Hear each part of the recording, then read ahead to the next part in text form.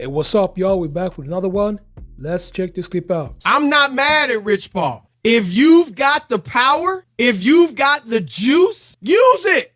And I'm going to be honest, off the court, it has been rare that African Americans have had this kind of juice. It's nepotism for sure. I mean, I don't know that Bronny James gets drafted if his dad isn't LeBron James. I don't know that the Lakers, I'm leaning no, that the Lakers draft him if his dad isn't LeBron James. But ever heard of David Adelman? Hot young name now in the coaching market, assistant coach. Guess who his dad is? Rick Adelman. Ever heard of Michael Malone, who led the Denver Nuggets to the championship last year? Guess who his dad was? A longtime NBA coach, Brendan Malone.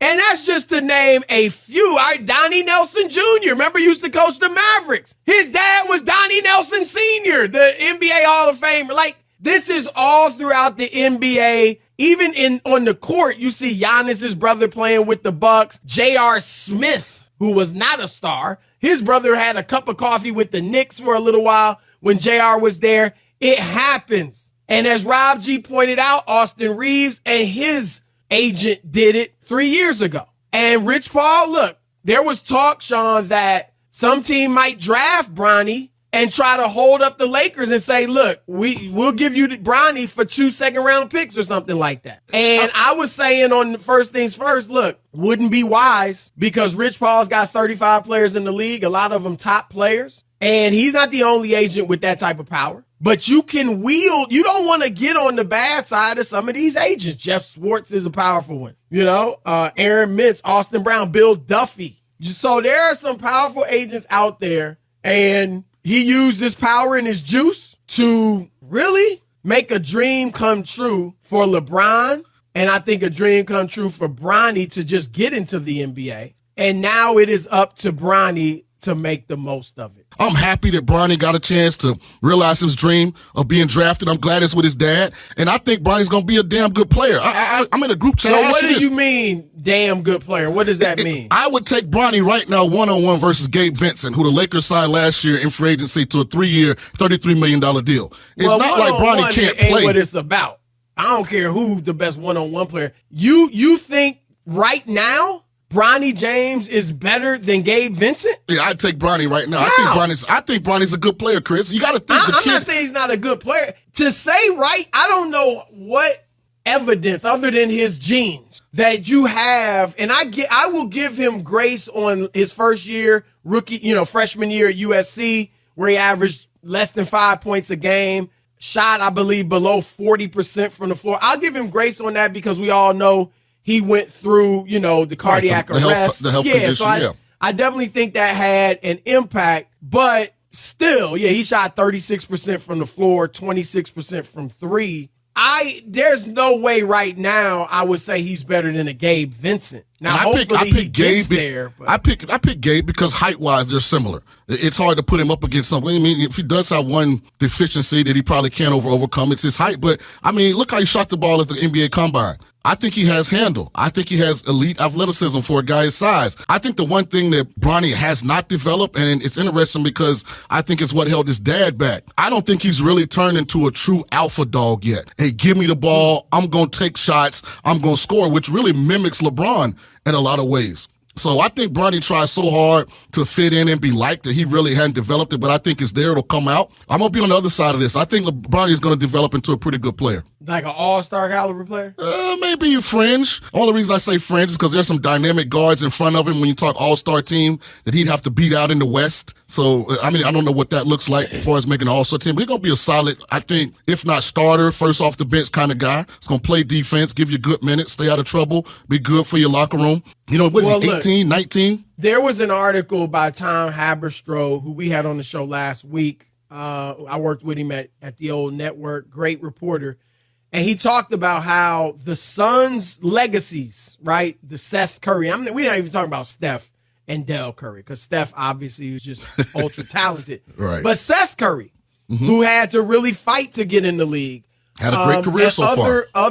Sons. Jalen Brunson, whose dad, Rick, was a journeyman in the NBA. And the Hardaways. The Grants. The story was that the legacies, the kids of NBA players they outperform their draft slot. So in this case, Bronny's drafted 55th. He will be better than the 55th pick in a draft typically is. And it was about 30% of the time that happens, but that was higher than most other situations for players that aren't legacy. So look, I think he will be a solid rotation player at some point. I don't know how soon. I think he's a very good athlete. I don't think he's a freak athlete, which is kind of what you need to be at that size, maybe 6'2"-ish. Because he's not I kind of feel like, I want to see him be a true point. So I kind of would like to see him as a point guard. That obviously is his size. I think to be a 2 at that size, you kind of got to be freakish or maybe just a phenomenal shooter, which he's not at this point. But I do think he can be a hard-nosed defender who gets after it and can hit the 3 relatively well.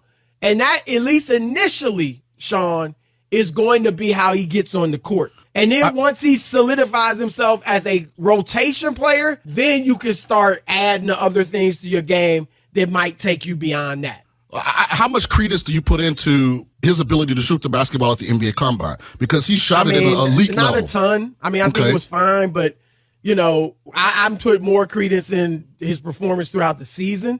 And again, giving some grace because I know he was in a tough situation, but I'm not going to just, he shot it tremendously without, in the drills, without the defense. And let me ask you a question, because I think there's a difference there. Sometimes we say things and I have to go and double check what I say to make sure that, the data backs up my opinion. People talking about having to be such an elite athlete at Bronny's height.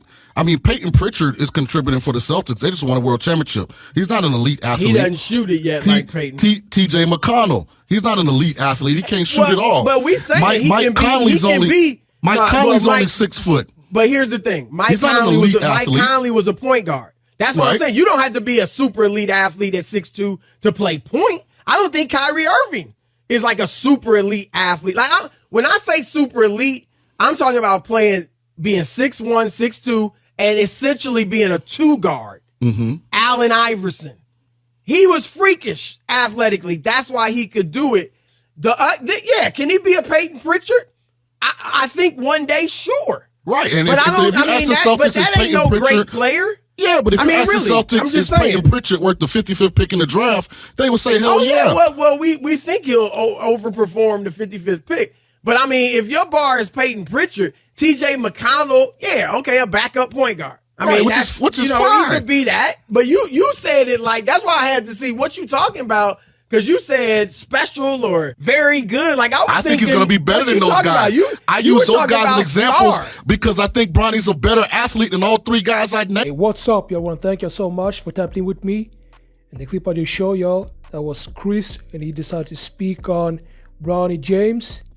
And as you may know, Bronny James, he was selected by the Lakers. He's going to be playing with his legendary father, LeBron James. And LeBron James, he's been talking about this for several years now.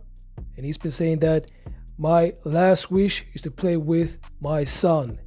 And this will be his first son entering the NBA. And I'm sure he's going to become a good role player because he's going to be playing under LeBron James, his own father, and he's going to teach him the game. And I know LeBron James, he also said that if his son is ready to become a beast, then I'm going to give him the keys. And some people have been critical when it comes to LeBron James's manager, and that is Rich Paul, because Rich Paul, he called all the teams and he said that do not draft Bronny James. If you draft Bronny James, he will not play for y'all. He will go to Australia. So some people didn't like that. So I want to know what y'all think about this. So make sure to like this video, subscribe, and I'll see you in the next video.